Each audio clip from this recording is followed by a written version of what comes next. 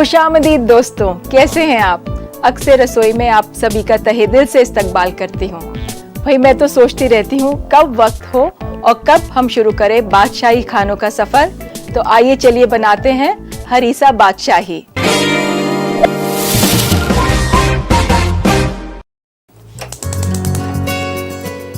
एक पैन लीजिए, इसमें डालिए गोश्त,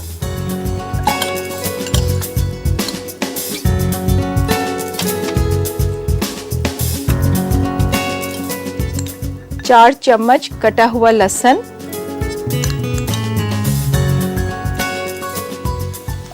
3 चम्मच कटा हुआ अदरक,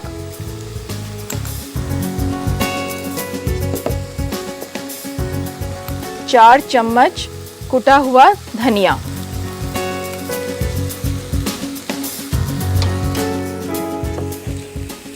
इसमें डालेंगे 2 कप पानी और पकने रख देंगे इसे।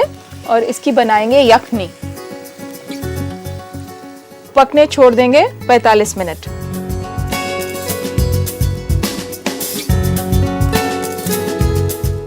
अब ये पानी उबल गया है, हल्का सा चलाएं। नमक डालिए हस्बे जायका, मैं इसमें डालती हूँ 2 चम्मच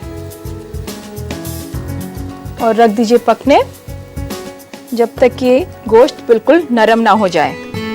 इधर हमने दलिए को आधे घंटे के लिए भिगो के रखा है। अब हम दलिया और दूध एक अलग पैन में पकाएंगे। तो देखते हैं ये गोश्त गल गया है। अब एक मसाले की पोटली और बना के इसमें डालते हैं। इसके लिए हम लेते हैं छोटा सा मसलन क्लॉथ, उसमें हम डालेंगे 2 चम्मच जीरा, 4 चम्मच सौंफ,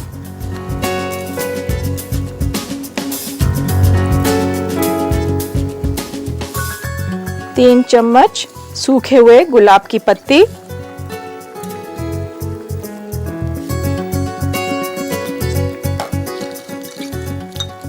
6 से 7 बड़ी इलायची,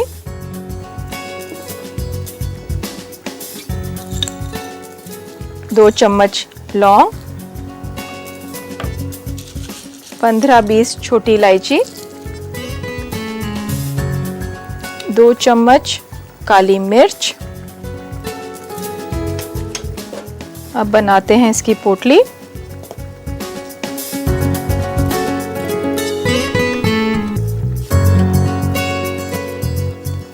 और गोश्त में डाल के इसको पकाएंगे। तो इसको पकाएंगे हम आधे घंटे के लिए। इतनी देर में हम तैयारी करते हैं दलिया पकाने के लिए। इसके लिए एक पैन लीजिए,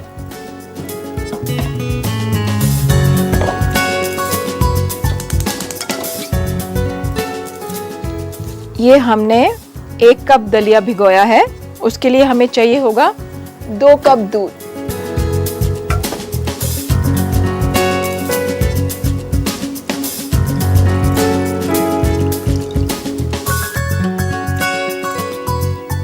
दूध उबल जाएगा तो ये दलिया इसमें मिलाएंगे। एक नजर डालिए और देखिए गोश्त श्रिंक हो रहा है, इसका मतलब ये गल रहा है।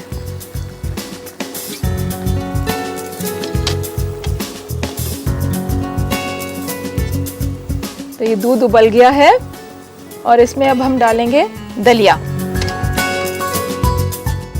ये पानी और दलिया जिसमें ये सोक किया हुआ है, आप सारा ही डाल दें इसमें।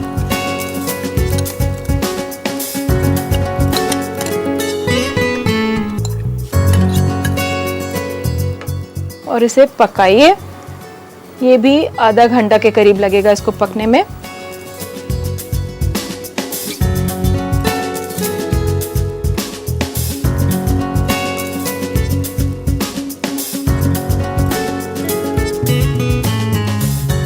ये दलिया पक गया है, दूध सारा जज्ब हो गया इसमें। इसे हम बंद करते हैं और डालते हैं एक नज़र मटन पर। मटन भी गल गया है हमारा। इसे अब हम छानेंगे।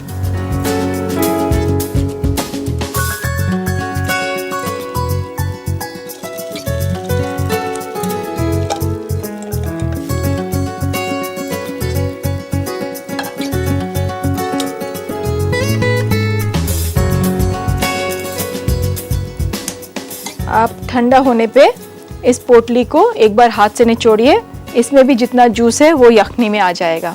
इस मटन को हड्डी से अलग करेंगे और इसके छोटे छोटे टुकड़े इसे यखनी में मिला देंगे। कुछ इस तरह इसको हम निचोड़ेंगे। आप जितना कस के निचोड़ेंगे उतना इसका फ्लेवर निकलेगा यखनी में।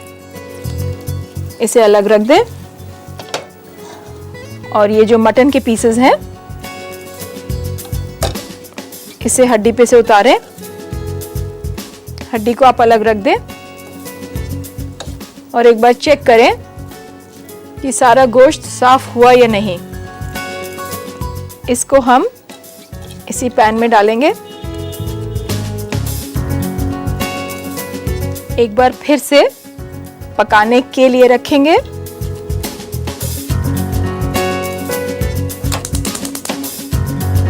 इसको उबाल आने तक पकाएं।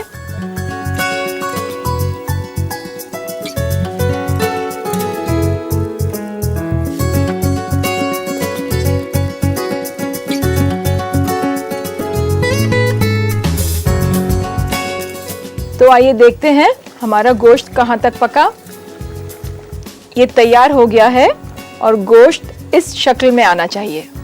इसे हम बंद करेंगे और इसमें अब मिलाएंगे जो ये हमारा पका हुआ दलिया है।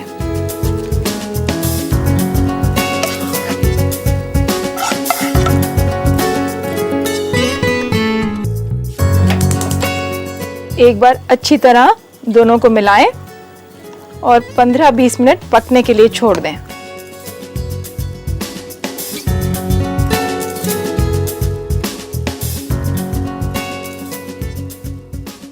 हरीसा बादशाही बिल्कुल तैयार है। मैं गैस बंद कर देती हूँ और एक सर्विंग डिश में से निकालते हैं।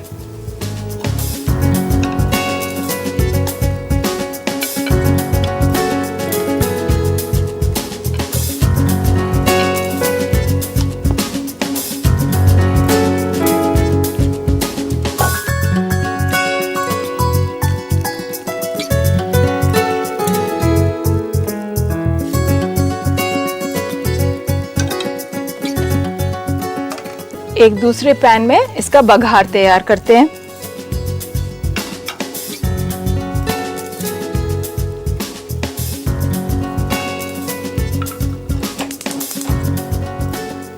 दो बड़े चम्मच देसी घी, आप 4 भी डाल सकते हैं, ये तो एट योर कंफर्ट लेवल।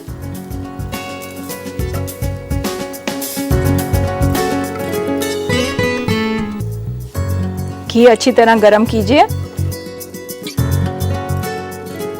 घी गरम होने पे 10-12 लौंग डालेंगे। आप एहतियात बरतिए, घी बहुत तेज गरम ना हो, नहीं तो लौंग पकेगा नहीं। मीडियम घी पे ही आप लौंग डालें ताकि लौंग को भी पकने में वक्त लगेगा और धीरे धीरे उसकी खुशबू घी में आ जाएगी। अब 10-12 इलायची डालें। एक बार फिर से चलाएं। ये हमारा तैयार हो गया है और अब हम इसको डालेंगे हरीसा बादशाही पे।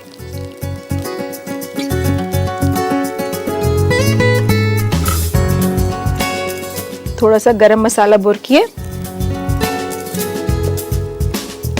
पुदीना,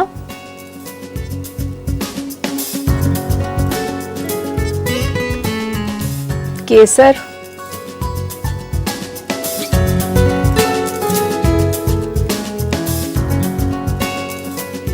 तला हुआ प्याज,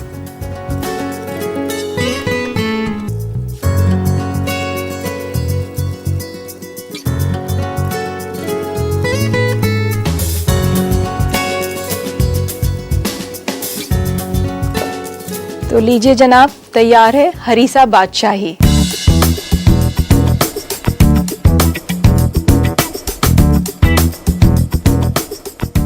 मुझे मालूम है हमारे कुछ दोस्त चाहेंगे इसको बनाने का तरीका एक बार फिर से दिखा दे, तो लीजिए एक छोटा सा रिकैप। हरीसा बादशाही बनाने के लिए हमें चाहिए 1 कप दलिया, आधा घंटा पानी में भिगोया हुआ, 500 ग्राम बकरे का गोश्त कटा हुआ, 3 छोटा चम्मच कटा हुआ अदरक, 4 छोटा चम्मच कटा हुआ लहसुन, 4 छोटा चम्मच कुटा हुआ धनिया, 2 छोटा चम्मच जीरा, 4 छोटा चम्मच सौंफ, 3 छोटा चम्मच सूखे गुलाब के पत्ते, 7 अदद बड़ी इलायची, 30 से 32 अदद छोटी इलायची, आधा छोटा चम्मच गरम मसाला, 2 से 3 छोटा चम्मच लौंग, 2 कप दूध, 2 बड़ा चम्मच घी, 2 छोटा चम्मच कुटी हुई काली मिर्च, मलमल का कपड़ा, नमक हस्बे जायका और 2 कप पानी। गार्निशिंग के लिए हमें चाहिए 1/4 कप कटा हुआ पुदीना, 2 अदद तली हुई प्याज और 1 छोटा चम्मच जाफरान। सबसे पहले यखनी बनाने के लिए पैन गरम करें। इसमें डालें गोश्त, कटा हुआ लहसुन, कटा हुआ अदरक, कुटा हुआ धनिया, पानी, नमक और पकने रख दें। एक मलमल का कपड़ा लें और उसमें डालें जीरा, सौंफ, सूखे गुलाब की पत्ती, बड़ी इलायची, लौंग, छोटी इलायची और काली मिर्च। इसकी पोटली बनाकर गोश्त में डाल दें और आधे घंटे तक पकाएं। गोश्त पकने पर यखनी को छान लें, साथ ही पोटली को भी यखनी में अच्छी तरह निचोड़ लें। गोश्त पर से हड्डी निकालकर गोश्त को पैन में ही डाल दें। यखनी को भी पैन में डालें और उबाल आने तक पकाएं। दलिया पकाने के लिए एक दूसरे पैन में दूध को उबाल लें। दूध उबलने पर भीगा हुआ दलिया मिलाएं और इसे पकाएं जब तक कि दूध खुश्क न हो जाए। फिर पका हुआ दलिया गोश्त में डालें और 15 से 20 मिनट फिर से पकाएं। बघार तैयार करने के लिए पैन में घी गरम करें, उसमें भून लें लौंग और छोटी इलायची और हरीसा बादशाही पर डाल लें। थोड़ा सा गरम मसाला, कटा हुआ पुदीना, जाफरान और तली हुई प्याज ऊपर से डालें और लीजिए तैयार है हरीसा बादशाही।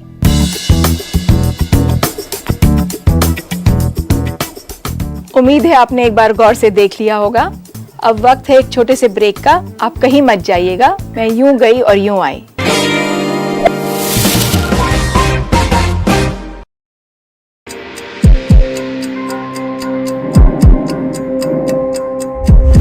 कोरोना से नहीं डरेगी जिंदगी,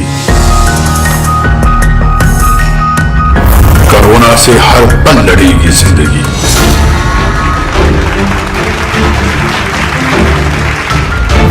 अब बिल्कुल नहीं थमेगी जिंदगी, आगे ही आगे बढ़ेगी जिंदगी, क्योंकि चलती रहेगी जिंदगी। न्यूज 18 उर्दू पर कोरोना से जंग, पीर से जुमेरात दोपहर 3:26 पर चलती रहेगी जिंदगी। है फूड कल्चर के मैदान में। आज हम आपको हामला खवातीन के लिए जरूरी न्यूट्रिएंट से रूबरू कराएंगे। हामला खवातीन के लिए सबसे अहम न्यूट्रिएंट फॉलिक एसिड होता है। शुरुआती हफ्तों में ये बच्चे के नर्वस सिस्टम के डेवलपमेंट में मदद करता है। फॉलिक एसिड आपको हरी पत्तियों वाली सब्जियों में मिलता है, जैसे पालक, सेब, गोभी, खट्टे फल और यहाँ तक कि ब्रेड में भी। हामला खवातीन और उसके बच्चे के लिए आयरन बहुत जरूरी है, क्योंकि आयरन की कमी से अनीमिया होने का खतरा होता है। अगर आपको अनीमिया से बचना है तो आप आलू, ब्रोकली, किशमिश, छुहारा, होल ग्रेन ब्रेड्स और हरी सब्जियों को अपने डाइट में शामिल करें।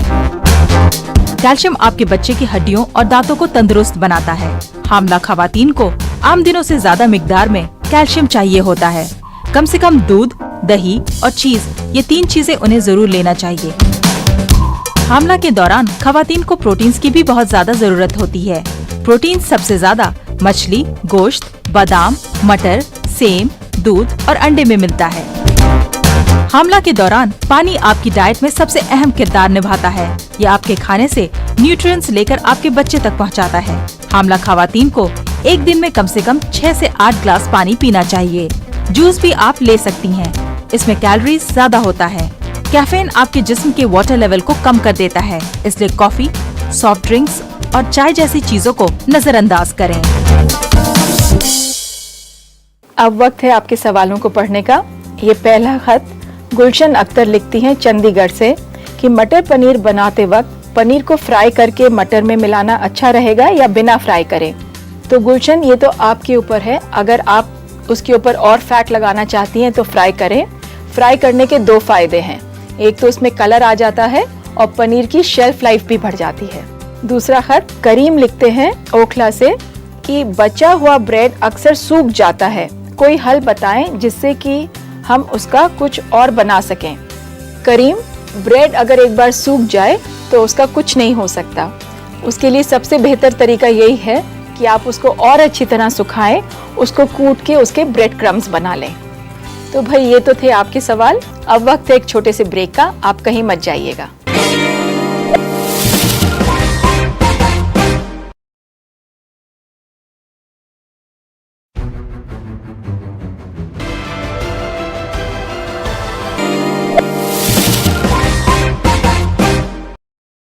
ब्रेक के बाद आप सभी का एक बार फिर से इस्तकबाल है। चलिए तो बनाते हैं कुछ मीठा, और अब हम बनाएंगे मलीदा गुजराती।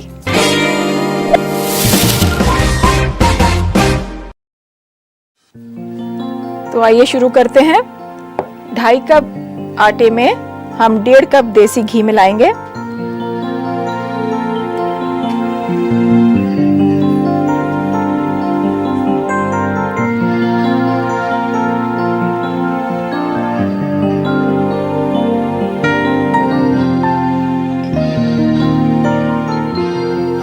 इसमें हम मिलाएंगे थोड़ा सा पानी।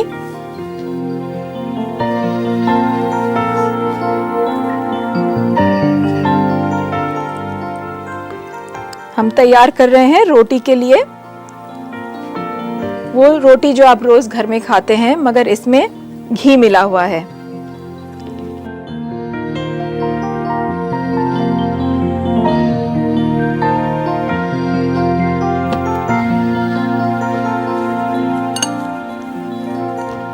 इसको आप बाहर निकालें और एक बार कस के हाथ फिर लगाएं।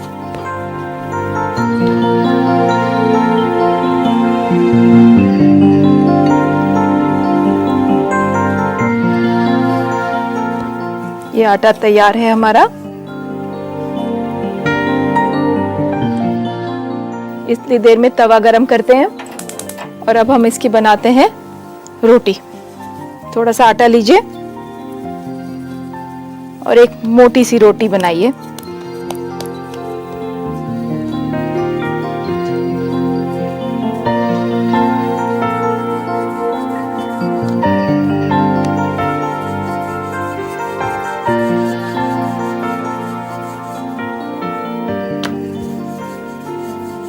ध्यान रखिए कि किनारे इसके बराबर बेलें, नहीं तो सिकने में वक्त लगेगा और कहीं से कच्ची और कहीं से पक्की रह जाएगी।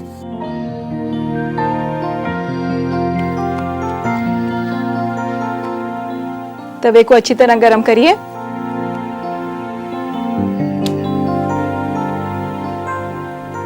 इसको हल्की आंच पे सेकें इसे।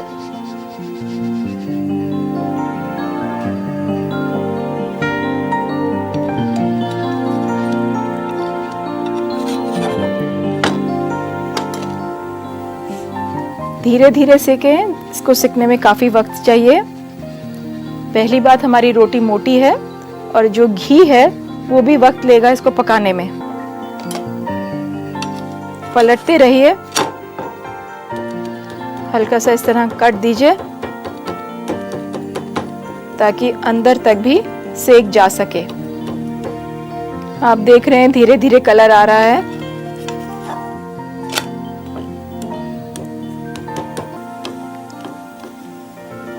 जितनी देर में ये पकता है, हम एक दूसरे सर्विंग बोल में इसको बाकी इसके इंग्रेडिएंट्स मिलाने की तैयारी करते हैं। इसमें हम डालेंगे 4 चम्मच भुना हुआ नारियल,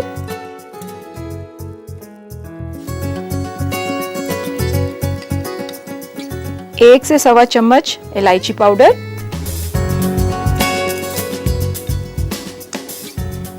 4 चम्मच कटा हुआ पिस्ता,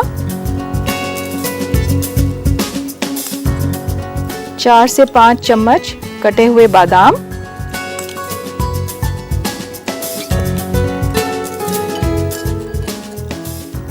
10-15 किशमिश।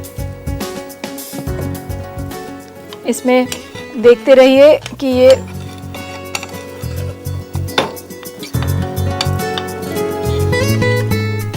रोटी टूट गई है, मगर कोई बात नहीं, आप इसे पलटिए क्योंकि इसका बनना तो मलीदा ही है।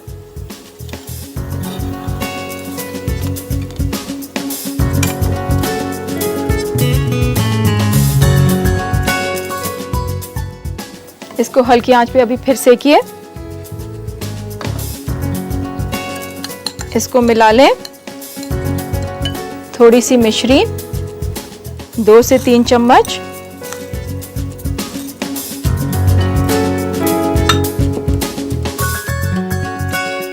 एक चुटकी भर गरम मसाला,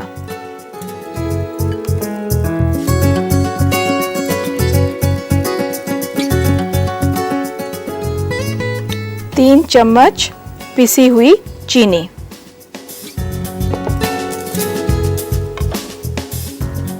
ये हमारा तैयार है। रोटी बिल्कुल सिक गई है। इसे मैं बंद करती हूँ। इसे आप थोड़ी देर पहले ठंडी करें और चाहें तो इस तरह तोड़ दें।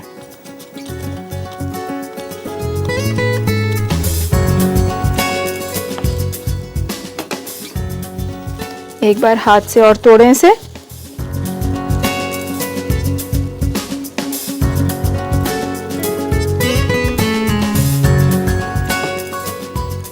इसमें मिलाएंगे।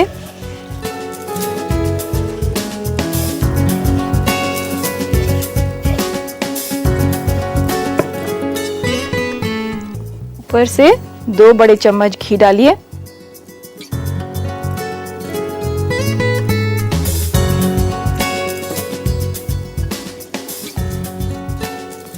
और इसे हाथ से इस तरह मिलाएं।